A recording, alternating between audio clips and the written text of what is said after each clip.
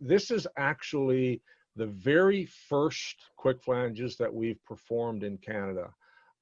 So in this situation, what we have is a SAGD client in the Cold Lake region here in Alberta, who had 3 oil treaters they had these desanding headers that were inside the pressure envelope of the vessels.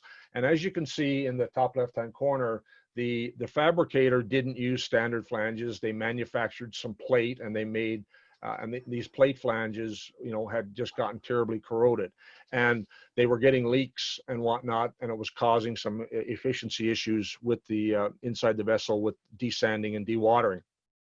So the client, this was a critical path project.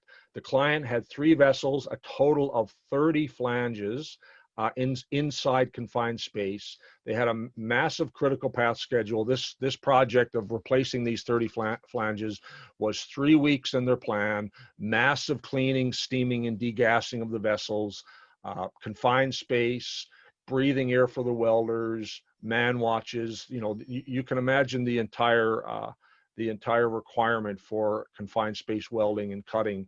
They also had a big concern with arc strikes as they were trying to remove the flanges and to do the welding. So we originally, they had more than 180 scheduled hours, 500 plus man hours planned in this job, and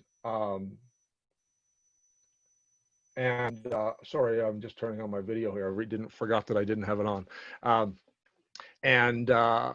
We looked at this project, and this was before we had CRNs, but this project, because these flanges were inside the pressure envelope, didn't require CRNs.